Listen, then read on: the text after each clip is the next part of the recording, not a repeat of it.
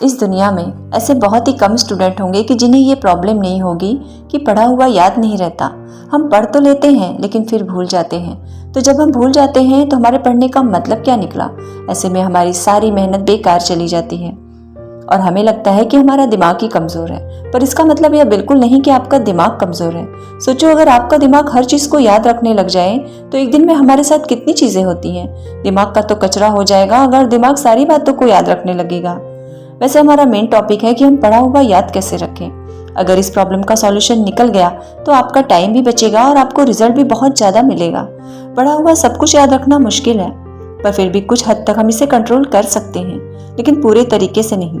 मैं आपको 3 तरीके बताने वाली हूँ। अगर आप YouTube और Google पर सर्च करोगे तो आपको कई सारे टिप्स मिल जाएंगे, लेकिन ये जो टिप्स मैं आपको बता रही हूँ ये मेरे पर्सनल एक्सपीरियंस से हैं। आप यकीन मानिए कि 3 टिप्स इतनी ज़्यादा इफेक्टिव हैं कि इनको यूज़ करने के बाद आपका टाइम भी बचेगा और आपको रिजल्ट भी दुगना मिलेगा। तो जो पहला पॉइंट है वो है कम पढ़ो पर अच्छे से पढ़ो। विल्फ्रेडो पैरेटो ने इस दुनिया को एक महान सिद्धांत दिया जिसे कहा जाता है 80-20 का रूल। इन्होंने ऐसा नियम दिया जो कि दुनिया के हर वस्तु में हर जगह पाया जाता है। इनका कहना है कि आप सिर्फ 20% चीज़ों पर फोकस करो, आपको 80% रिजल्ट सिर्फ इन्हीं से मिलेंगे। एग्जाम्पल के लिए विल्फ्रेडो पैरेटो बताते हैं कि दुनिया का 80% पैसा और ज़मीन इस दुनिया के 20% लोगों के पास में है। 80% क्राइम इस दुनिया के 20% लोग ही करते हैं। 80% ट्रैफिक इस दुनिया के 20% रोड पर होता है और 80% शराब इस दुनिया के 20% शराबी पी जाते हैं। 80% भोजन इस दुनिया के 20% जमीन से निकलता है और 80% आविष्कार इस दुनिया के 20% साइंटिस्ट ने ही की है। तो इस तरह से जो सबसे इम्पोर्टेंट बात है वो ये है कि हमारा 80% रिजल्ट हमारे 20% प्रयास से आता है और यही रूल आपके एग्जाम में और आपकी पढ़ाई में भी लागू होता है। आपके सिलेबस का पढ़ा हुआ 20% आपको 80% दिलवा सकता है, तो आप 20% मोस्ट इम्पॉर्टेंट चीज़ों को निकालें और उनको पढ़ें। वही 20% चीज़ें आपको 80% दिलवा सकती हैं और जो आपने 20% निकाला है ना वो आपके सिलेबस के कंपैरिजन में बहुत कम है। तो ये जो कम है इसको बहुत ही अच्छे से पढ़ो। और यहीं पर हमारा फर्स्ट पॉइंट खत्म होता है, कम पढ़ो पर अच्छे से पढ़ो। एग्जाम में अब वैसे भी ज़्यादा दिन नहीं बचे, तो आप इस रूल को अपनाकर काफ़ी अच्छा रिजल्ट पा सकते हैं। दूसरा पॉइंट है सुबह उठकर पढ़ें।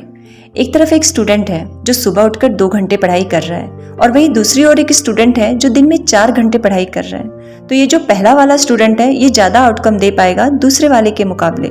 सुबह जल्दी उठकर पढ़ने के 2 सबसे बड़े फायदे। सुबह के टाइम हमारी कंसंट्रेशन सबसे उच्च कोटि की होती है। सुबह के टाइम जो कंसंट्रेशन होती है शायद ही आपको वो पूरे दिन में फिर मिल पाएगी। और दूसरा फायदा ये है कि सुबह उठने का कि सुबह कोई डिस्टर्ब करने वाला नहीं होता, वातावरण एकदम शांत होता है और उस शांत वातावरण में कुछ नया सीखने का अपना मजा ही अलग होता है। सुबह जल्दी उठकर रोज 3 घंटा पढ़िए और उसके बाद में पूरे दिन अगर आप मुश्किल से आधे से 1 घंटा भी पढ़ते हैं तो भी वो बहुत है। कहने को तो लोग 8-10 घंटे पढ़ते हैं, लेकिन जो 2 से 3 घंटे की मेन पढ़ाई होती है कंसंट्रेशन के साथ, वही सबसे मेन चीज़ होती है। बाकी तो सब दिखावा है।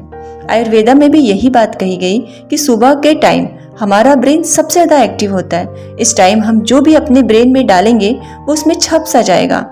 तो यहीं पर हमारा सेकंड पॉइंट भी खत्म होता है कि सुबह उठकर पढ़ना। तीसरा पॉइंट है पढ़ाई के बीच में रेस्ट और रिवीजन। कुछ लोग ऐसे होते हैं जो पढ़ाई के बीच में रेस्ट ही नहीं लेते और कुछ लोग ऐसे होते हैं जो लंबा रेस्ट लेने लगते हैं। तो पढ़ाई के बीच में कितना रेस्ट लेना चाहिए ये अपने अकॉर्डिंग तय करें। आपको फिर से एनर्जी प्रोड्यूस करने के लिए कितना रेस्ट चाहिए ये आपको आपके अलावा कोई नहीं बता सकता।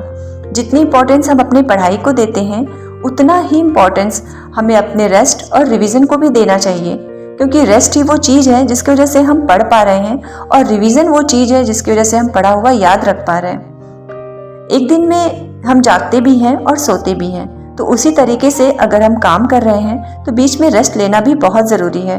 और हाँ, ये गलती एकदम मत करना कि अगर आपका एक बार मन लग गया तो लगातार पढ़े ही जा रहे हैं, लेकिन बाद में एक टाइम ऐसा आएगा जब आपका बिल्कुल भी मन नहीं लगेगा रेस्ट लेने के बाद भी।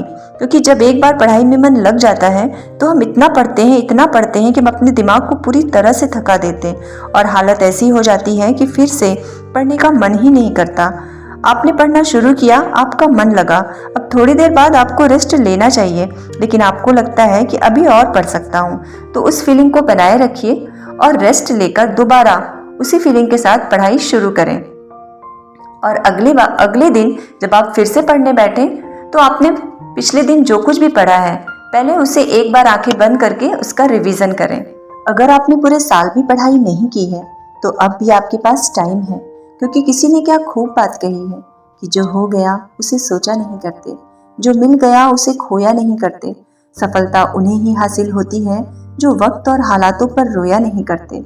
अगर आप अब से शुरू करते हो और दिल लगाकर मेहनत करते हो तो अब भी आप कई लोगों से आगे निकल सकते हो।